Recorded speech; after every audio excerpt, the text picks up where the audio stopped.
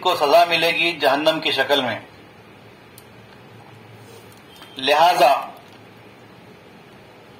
جن و انس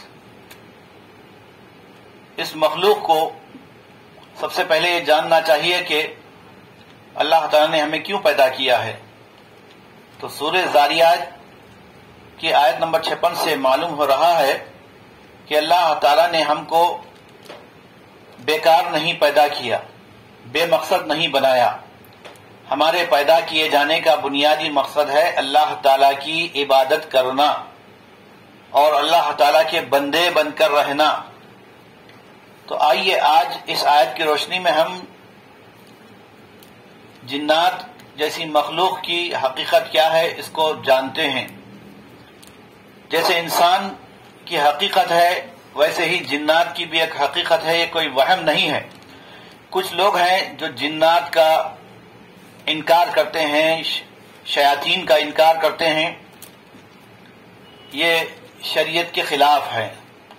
قرآن و حدیث سے معلوم ہوتا ہے کہ انسان کی طرح جنات بھی ایک مخلوق ہے جو مختلف قبیلوں میں بٹے ہوئے ہیں، ان کے بھی مزاج ہوتے ہیں، ان کے بھی خاندان قبیلے ہوتے ہیں، ان کی بھی آل اولاد ہوتی ہے، اور ان کے اندر بھی نیک اور بد لوگ رہتے ہیں۔ اور یہ اس بات کی حقیقت ہے کہ جنات ایک مخلوق ہے، یہ کوئی وہم کی بات نہیں ہے، اور غیب پر ایمان لانا ہر مسلمان پر فرض ہے۔ غیب میں جیسے جنات بھی ایک مخلوق ہے جو ہم کو نظر نہیں آتی، فرشتے بھی ایک مخلوق ہے اور اسے بھی ہم نہیں دیکھ سکتے، اور اسی طرح خود اللہ تعالیٰ کی ذات ہے، وہ کسی کو نظر آنے والی ذات نہیں ہے، لیکن ہم اس پر ایمان رکھتے ہیں۔ اسی طرح جنت و جہنم بھی غیب ہی کا حصہ ہیں، یعنی یہ غیبی امور سے تعلق رکھنے والی چیزیں ہیں، لیکن ایک مسلمان ان سب چیزوں کو مانتا ہے۔ قرآن و سنت میں اس کی سچائی ثابت ہونے کی بنا پر ہمیں اس کے وجود پر یقین کرنا چاہیے۔ جن اصل میں عربی لفظ ہے اور جنہ یجنو سے نکلا ہے، جس کا مطلب ہے چھپا ہوا، لہذا جنات ایک ایسی مخلوق ہے جو انسانی نظروں سے چھپی ہوئی ہوتی ہے، اور جنات مسلمان بھی ہوتے ہیں اور غیر مسلم بھی ہوتے ہیں، نیک بھی ہوتے ہیں اور برے کام کرنے والے بد بھی ہوتے ہیں۔ تو جنات سے یہ ڈرنے کی بات نہیں ہے بلکہ سمجھنے کی بات ہے۔ تو آئیے اس مختصر سے وقت میں میں آپ کے سامنے جنات کی اقسام پیش کرتا ہوں۔ جنات کی 6 قسمیں ہیں۔ سب سے پہلے جو قسم ہے جن کی وہ ہے عامر جن، عامر جنی۔ تو یہ پہلی قسم ہے جنات کی۔ تو تنہا رہنے والے جنوں کو جنی کہا جاتا ہے، اور جنات کی ذات جو ہمارے آس پاس گھروں میں چھپی رہتی ہے اسے عربی زبان میں عربی میں عمار کہا جاتا ہے۔ تو وہ جن جو ہمارے گھروں میں بستے ہیں، ہمارے ساتھ رہتے ہیں، ہمارے آس پاس رہتے ہیں، اسے عامر جنی کہا جاتا ہے۔ اس کا واحد ہے عامر۔ اور دوسرا جن کی دوسری قسم ہے ارواح۔ ارواح روح کی جمع ارواح، یہ دوسری قسم ہے جنات کی۔ مرے ہوئے لوگوں کو ظاہر کرنا یا نمودار کرانا، اور بھوت گھروں کی کہانیاں، یا لائٹس کھل بند ہونا اور پردوں کا اپنے مقام سے اپنے آپ ہلنا، دروازے خود ہی کھل کر بند ہو جانا، یا پازیب کی یا چڑیوں کی آوازوں کا گونجنا، یہ سارے قصے، یہ فسادات ایسے ہی ارواح جنوں کا کام ہوتا ہے، یہ ان کی خاصیت ہوتی ہے۔ اس لیے یہ جو جن ہیں یہ شریر قسم کے ہوتے ہیں، انہیں ارواح کہا جاتا ہے۔ یہ دوسری قسم ہے۔ جنات کی تیسری قسم ہے شیطان۔ شیطان جس کی جمع شیاطین ہے، وہ جن ہیں جو اللہ کی آیتوں کا انکار کرتے ہیں اور انسانوں سے دشمنی کرتے ہیں، انہیں شیطان کہا جاتا ہے، جو حد سے زیادہ گزر جاتا ہے۔ اس لیے بسا اوقات کوئی بچہ اگر شرارت کرتا ہے تو ہم اس کو کیا کہتے ہیں؟ کتنا شیطان ہو گیا ہے، یعنی شیطان کی جیسا یہ حرکتیں کر رہا ہے۔ ایک تو اللہ کی آیات کا انکار کرنا اور دوسرے انسانوں سے دشمنی کرنا، یہ شیاطین کا کام ہوتا ہے۔ یہ تیسری قسم ہے۔ اور اس کی چوتھی قسم ہے مارد، انسان کو نقصان پہنچانے والے جنات کو مارد کہا جاتا ہے، شیطان مارد۔ تو وہ جنات جو نقصان پہنچاتے ہیں، تکلیف دیتے ہیں، اذیتیں دیتے ہیں اور نقصان کرنے کے لیے ہر طرح کے حربے یہ جنات یا شیاطین اپناتے ہیں، اسی لیے ان کو مارد کہا جاتا ہے۔ اور اس کی پانچویں قسم ہے عفریت۔ عفریت اگر جنات زیادہ نقصان پہنچائیں اور اتنے نقصان پہنچائیں کہ نقصان پہنچانے میں کوئی کسر باقی نہ رکھے، بہت مضبوط ہو جائے، نقصان پر نقصان کرتے رہے، انسان کو تکلیف دیتے رہے، تو ایسے جنات کو عفریت کہا جاتا ہے۔ یہ جنات کی قسمیں ہیں۔ اور بسا اوقات کچھ جنات ایسے ہیں جو شہوت کی بنا پر عاشق جن کے حاوی ہو جانے سے یا سحر کی وجہ سے، کالا جادو جسے کہتے ہیں، یعنی بلیک میجک سے یا مختلف وجوہات کی بنا پر جنات کے بدلہ لینے کی وجہ سے کوئی شخص بیمار پڑ سکتا ہے، یا اسی طرح یہ جن جو ہے انسان پر حاوی ہو کر اس کو طرح طرح کی اذیتیں اور تکلیفیں دیتے ہیں۔ تو الغرض قرآن و سنت سے جنات کی حقیقت بیان کی گئی ہے، اور جنوں کے نقصان سے بچنے کے لیے، اس کی حفاظت کے لیے کچھ طریقے بھی بتائے گئے ہیں قرآن و سنت میں۔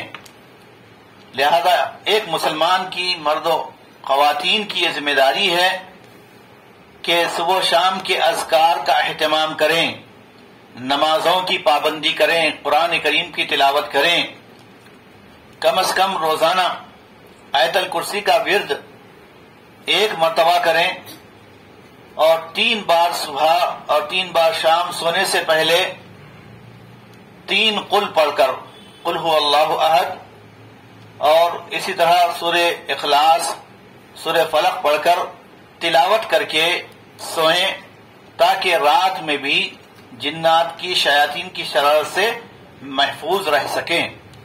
اللہ کے رسول صلی اللہ علیہ وسلم نے ایک بڑی پیاری دعا ہمیں سکھلائی ہے۔ اس کے بارے میں آتا ہے کہ جو شخص بھی اس دعا کو صبح میں 3 مرتبہ اور شام میں 3 مرتبہ پڑھ لے گا تو جادو کے اور جنات کے شر سے محفوظ رہے گا انشاءاللہ۔ بسم اللہ الذی لا یضر مع اسمہ شیء فی الارض ولا فی السماء وهو السمیع العلیم۔ بسم اللہ الذی لا یضر مع اسمہ شیء فی الارض ولا فی السماء وهو السمیع العلیم۔ اسی طرح صبح و شام کے اذکار میں ایک اور دعا ہے، اعوذ بکلمات اللہ التامات من شر ما خلق۔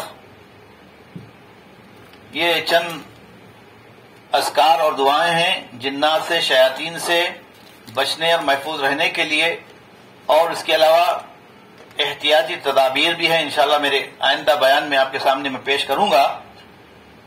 فی الوقت اتنا آپ کی خدمت میں کافی ہے کہ ہم اس بات کو اچھی طرح سمجھ لیں کہ سب سے بڑا دشمن ہمارا شیطان ہے، جو ہم کو وسوسے ڈال کر اور ہمارے اندر خون میں داخل ہو کر، جیسا کہ نبی صلی اللہ علیہ وسلم نے فرمایا کہ ان الشیطان فی الانسان کمجری الدم، یقیناً شیطان انسان کے اندر، انسان کے جسم میں اس کے خون کے ساتھ دوڑتا ہے۔